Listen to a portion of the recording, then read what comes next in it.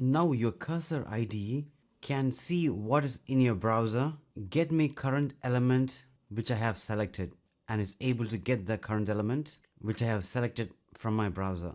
It can read my console logs, get my console log, and it's able to retrieve the console log. Message test, type console log. That's what we see in console. Take a screenshot of my app, and it took a screenshot, as you can see here. Next, I can even refer the image and ask it to optimize. That is brilliant. I'm going to teach you how you can set this up in your Cursor IDE, the AI code editor. Let's get started.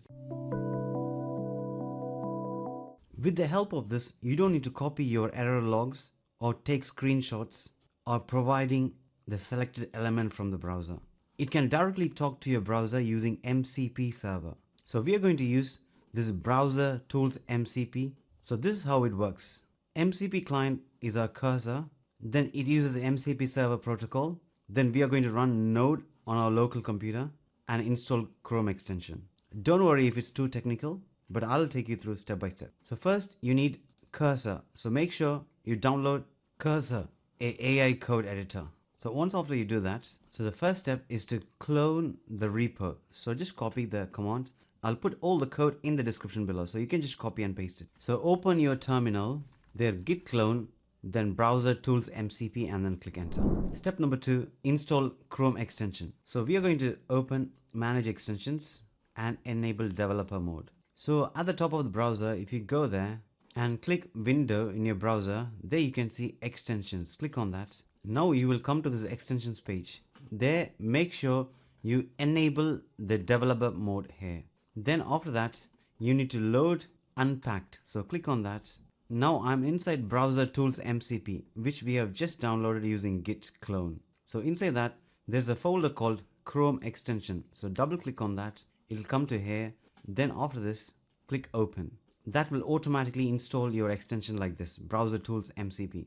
And I've enabled it. So at the top, you can see it says Browser Tools MCP started debugging this browser. So now you are all set. Now step number 3, you need to add the current extension as MCP server in Cursor. So we need to go to Cursor settings.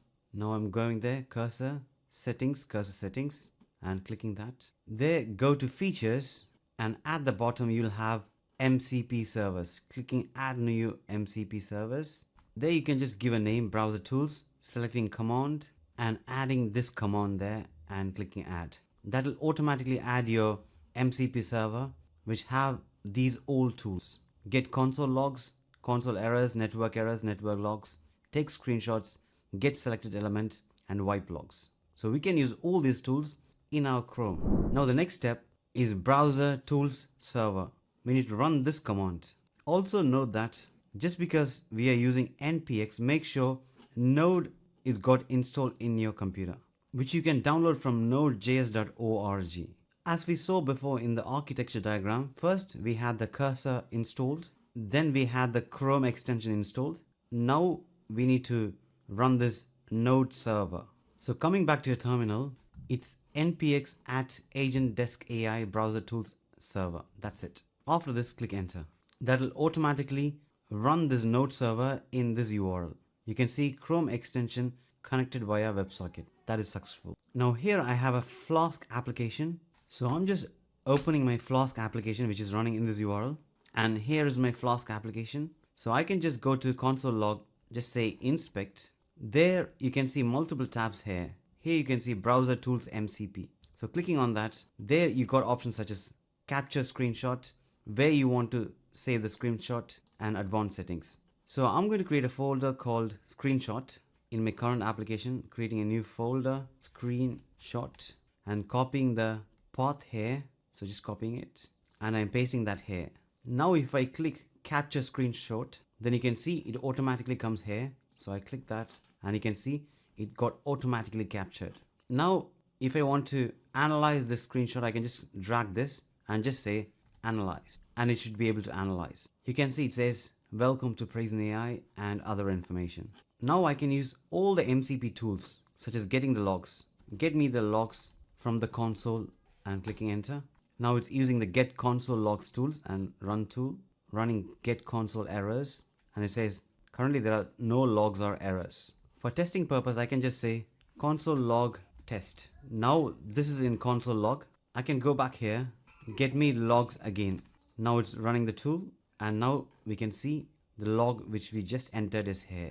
So even if any error happens, this can automatically detect those errors and fix those errors. So you don't need to copy the errors across to cursor every time. Similarly, I can say get a screenshot of my current page and analyze. This will automatically get the screenshot and will analyze for errors. That is super cool. You can see the captured screenshot here.